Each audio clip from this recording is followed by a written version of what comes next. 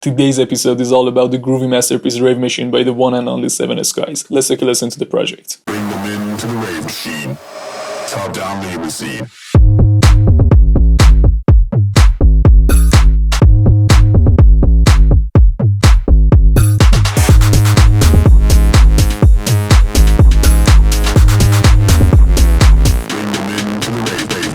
This powerful drop is made from a simple 808, a lot of 909 drums, and an awesome detailed groove in the drum section. Now let's get to the first section of this tutorial and see what's going on.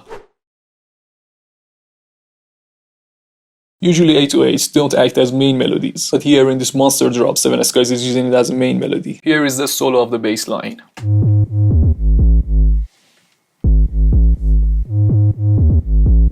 This bass line is made of a sine wave. It is analog BD sine from analog section, analog BD sine. Here is the envelope, and here in the FX section, a little bit of OTT. The gain is around 10 dB, a lot of tube distortion, and at the end, because this is a bass, we are adding a filter.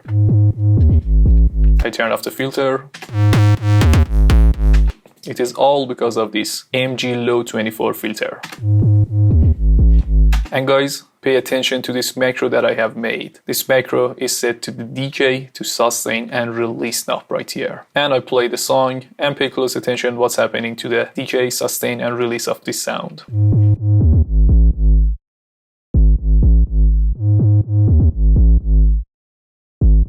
When you listen to this sound carefully, you will notice that the release and sustains of different notes are different in each section of this song. This is automation of that macro knob that I have made.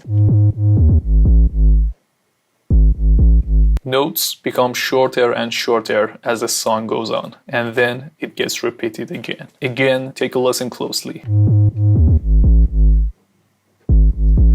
You see, this bass line becomes tighter and tighter at the end of each 2 bar, and then it gets repeated all throughout the song. This is a very subtle variation to the sound, and it makes it so professional. And guys, in the mixing section, there is nothing. There is just this simple multiband compression. And guys, you see in a lot of my tutorials, I take a lot of control of the low mids and mids of the sounds, because these areas tend to make your mixes boxy, muddy and very amateur. This is very important, especially in the bass sounds and kick sounds. In this 808, I wanted a lot of the subs, but the low mids and mid frequencies were overpowering. Let me turn off this multiband for you. Now pay close attention to these areas of this 808.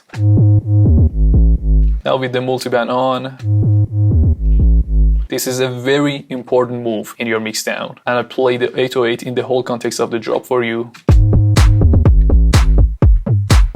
Very beautiful, very tight.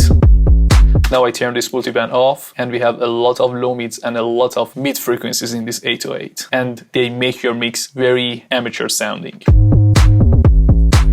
No. The mids are not controlled. Now that's it. This is a tight bass.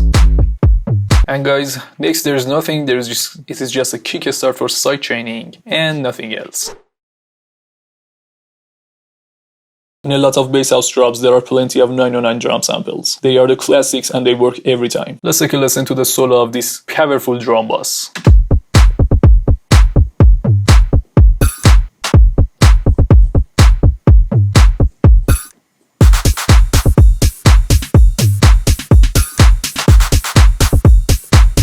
Very beautiful, very powerful sound and sample selection. First, let's start with this kick. A very fat and powerful kick, and it is accompanied with this beautiful classic 909 clap. Beautiful, with a beautiful nice stereo image. Next there is this open hi-hat, very classic sounding.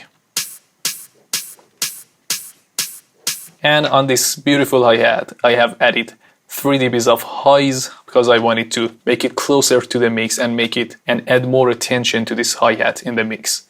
And next I added this beautiful reverb. This is R-Verb from Waves Company. I really love this reverb. I use it sometimes on short transient sounds, especially on my hi-hats and my percussions in drums. It depends on the mix, but this reverb works very, very beautifully on the hi-hats. And the decay is at 74 milliseconds right here. This is a beautiful reverb. This is the solo of the reverb. I turn the reverb off. The hi-hat is very dry and it is not sounding natural. But with this beautiful reverb, very beautiful, alongside with the clap and the kicks, very classic. Now guys, Semir Skies is a genius and he knows how to make beautiful grooves. He is using a lot of percussions right here and a lot of little sounds to keep the groove going. At every 1 bar, there are some variations, at every 2 bar, more variations, and after 4 bars, he adds a lot of stuff to his drum groove. Let's see what's going on. First, we have this very short clap. I call this ghost clap. Let's take a listen to the solo of that. And it is playing after each 2 bar in the drop to keep the groove going. Let's take a listen. This is such an important move for your groove. Next, there are these percussions. Let's take a listen to the solo of them. This percussion, and this percussion. With the metronome on. Such powerful sound selection. Now let's take a listen to these percussions with the other parts of the drop drums.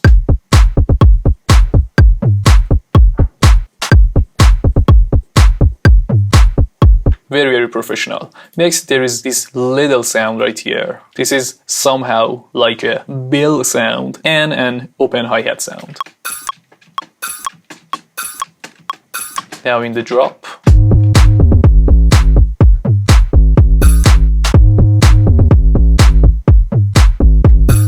Very beautiful. And in the next 4 bars, Semir Skies add this 909 rides, very classic one. They are playing on every kick. And they add energy to the next 4 bars of your drop. Next, he adds these simple claps at the start of the bar and then in the next 2 bars. Let's take a listen. Again. Very beautiful. And there is just one more thing, that it is as professional as the other elements that he has added into his drums, and they are these little snares. Let's take a listen to the solo of them.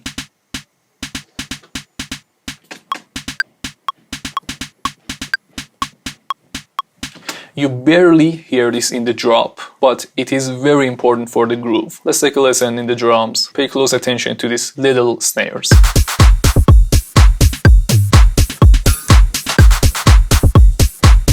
I turn them off.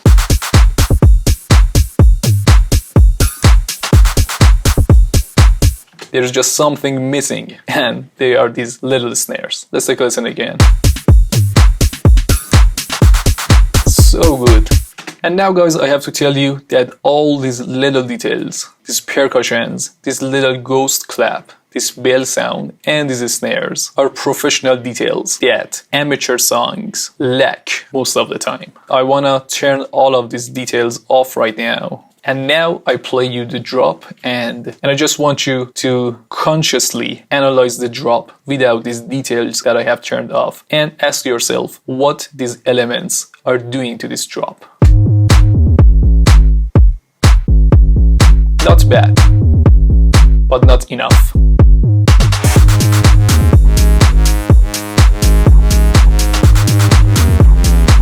The idea is there, but it is not enough. If you want to be professional, you have to pay close attention to all the details. Now I want to turn all the details on again. Now let's take a listen and see the difference. Now that's what we want.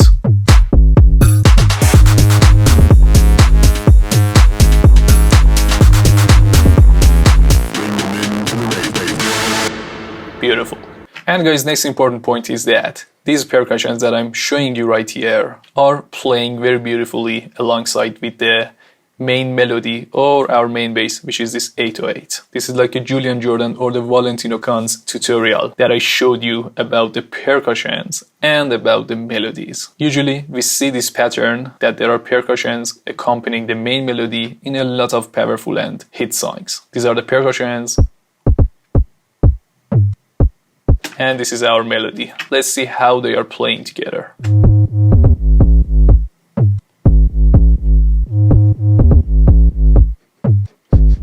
super professional. If you have found this video useful so far, please consider liking and subscribing, and of course this gives me a lot of motivation to make more of this stuff. And also hit the notification bell for all the future breakdowns and projects. Thank you, friends. To keep the groove going, 7S guys add this simple and beautiful saw wave to the second part of the drop. Let's take a listen to the solo of this saw.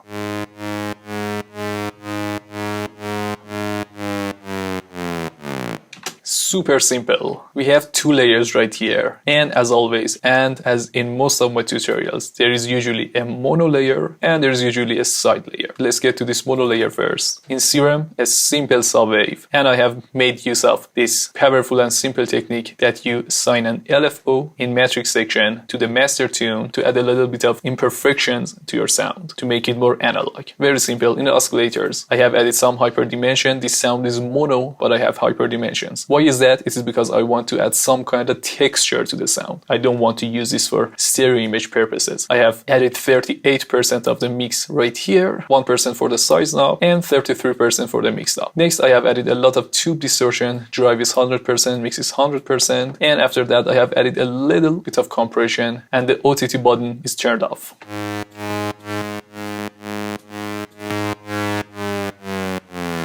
Very simple. And as you are hearing, this sound is going down in the pitch bend section with an automation for -12 semitones. And here is the automation right here.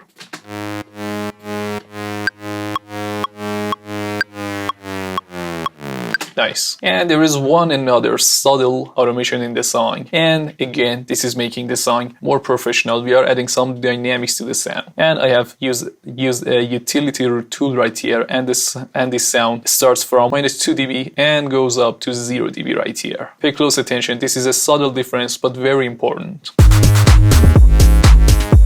The volume is going up.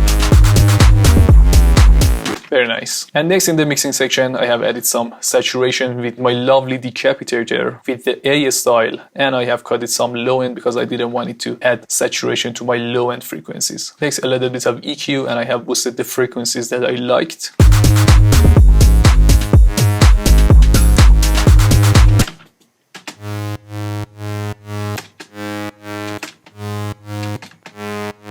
This is very important in my opinion. And next I have added sidechain. And in the stereo layer, we have no mono information right here. I have added this stereo layer, and I wanted to make it a little bit more different from this sound to avoid phase cancellation and add a beautiful stereo image to my sound. Let's take a listen to the solo of this stereo sound first. More metallic and more like a square wave. The mix is the same except for the oscillator. Here, I choose in the analog section from basic MG. I wanted a square sound. This is the square. It was like this. And I added some amount of sync to it to make it more metallic. The right amount was at 135%. Because this is an stereo layer, I added 2 voices of unison with a little bit of detune. This is for adding some textures and for adding stereo image. But I didn't want the stereo image to be distracting and overpowering. So just 2 voices of unison were enough. And in the FX section, the effects are the same as our mono layer. And that's it, guys. Thanks for watching, friends. If you have any questions about the tips that we talked about today, just ask me in the comments, and I love you so much. Bye. Bring them into the rave machine. Top down, limousine.